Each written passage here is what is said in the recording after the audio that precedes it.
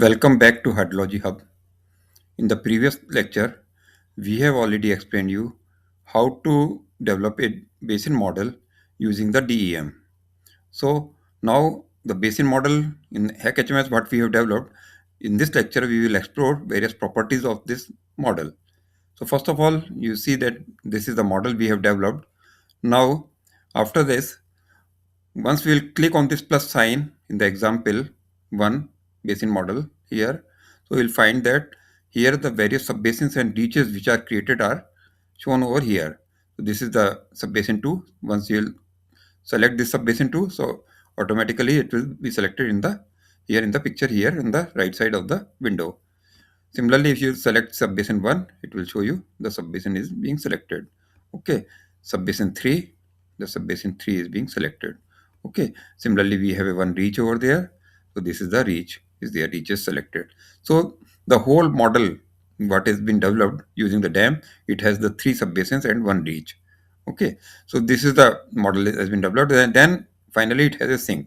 Sink means the all the outlet at the outlet, sink is the outlet. So all the water, whatever is coming from this basin, is coming at this outlet. So you will find all these properties over there.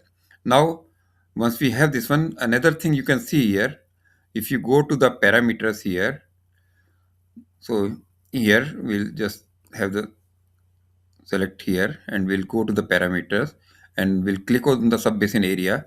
So you can see that it shows the subbasin areas of the each and every subbasin. So subbasin 1 is this much area, subbasin 2 and the subbasin 3. So subbasin 3 is the smallest subbasin, which having 130.89 square kilometer area. Okay. Similarly, if you go to the parameters again and see the characteristics, then in the characteristics, if I'll click on the subbasin, so here you can see various characteristics of the subbasin. Like for each subbasin, I'll just enlarge this window. So in this one, you can see various characteristics are computed by the model. Now for each subbasin, what is the, it is showing what is the largest flow path length is, how much is that. Then the, what is the longest flow path length. Then the longest flow path slope is there. Okay, so centroidal flow path length, okay, centroidal flow path slope, 10 to 85 flow path length, 10 to 85 flow path slope, then basin slope, basin relief, relief ratio, okay, then the elongation ratio and the drainage density. So all the various geomorphological properties it is showing.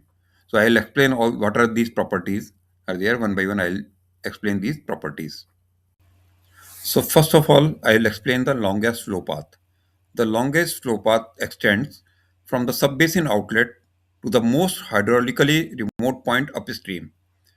Longest flow path is significant in that it is typically used to determine the time of concentration for a watershed. Centroidal flow path. The centroidal flow path is a subset of longest flow path. It begins at the subbasin outlet and extends upstream along the longest flow path until it reaches the point along the longest flow path that is nearest to the subbasin centroid. Now 10 to 85 flow path. The 10 to 85 flow path is also a subset of longest flow path. Measuring from the outlet in the upstream direction, the 10 to 85 flow path begins at a point representing 10% of the total length of the longest flow path and ends at a point representing 85% of the total length. Both the length and the slope of the 10 to 85 flow path are provided in the subbasin statistics table. The 10 to 85 slope is often more representative of the flow path slope as a whole within the watershed, as it is not affected by the more extreme upstream elevations of the longest flow path that are typically found near the watershed divide. Basin slope. The basin slope represents the average slope of the entire subbasin for each elevation raster value within the subbasin. Basin relief. Basin relief represents the elevation difference between the highest point on the drainage divide and the outlet point of the subbasin. Relief ratio. The relief ratio is simply the basin relief divided by the length of the longest flow path. Elongation ratio. The elongation ratio is a dimensionless ratio used to categorize the general slope of the subbasin. It is a ratio between the diameter of a circle with the same area as the subbasin of the basin length. The elongation ratio value typically ranges from zero point 0.2 to 1, with lower values representing elongated basin and values close to 1 representing circular basin.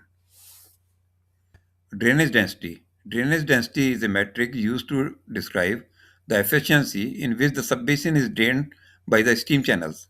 It is computed by summing the total length of the stream channels within the subbasins and then dividing by the area of the subbasins. It is important to note that the drainage density that is calculated by the HEC-HMS is dependent on the stream threshold used when defining a stream network. So the stream threshold is a very important thing. Now we'll see characteristic of the reach. So similarly, the reach characteristic also shows what is the length of the reach, what is the slope of the reach, what is the relief of the reach, and sinuosity of the relief. So I will explain one by one what it explains. Okay. Reach slope. Reach slope is calculated using the most upstream point of a reach and the most downstream point of a reach. The tabular result is presented in a standard slope format and not as a percent slope. Reach sinuosity. Reach sinuosity is generally defined as the ratio of actual stream length to valley length. It is a descriptive measure that quantifies the degree to which the channel meanders. If the reach is perfectly straight, the reach sinuosity value will be 1. The higher the sinuosity value, the more reach meanders and deviates from the straight line.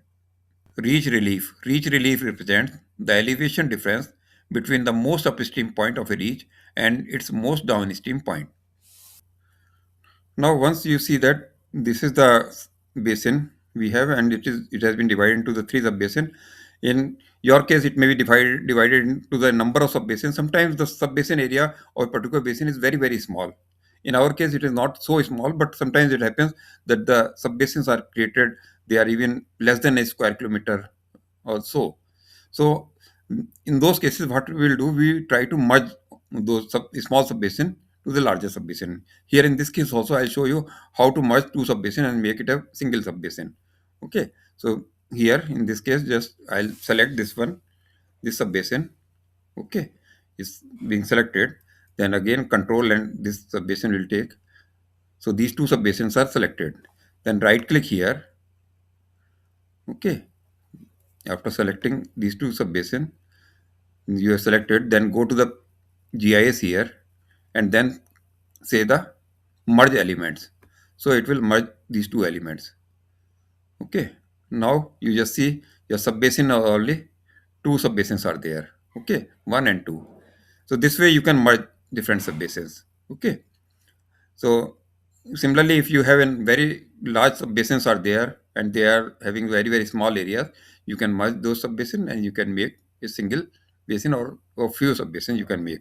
So here if you want, I can make this whole sub-basin as a single also. You can see that I'll select both these sub-basins and then with the control side click this one, both are selected. Then again I'll go to the GIS and then in the GIS merge elements. So these will be merged. Now it is all merged. So now once it is merged, you just see these two sub-basins are being merged. Now the channel is also removed here. So now there is no reach is there. Directly whatever the outlet put is coming from this basin, it is going directly to the outlet or at the sink. Okay. This is all about the properties of the hydrological model what we have developed using the HEC-HMS. In the next video, we will tell you how to enter the various parameter values. If you like this video, please do subscribe, press the like button, and for further notification, you can click on the bell icon. Thank you very much for watching the video.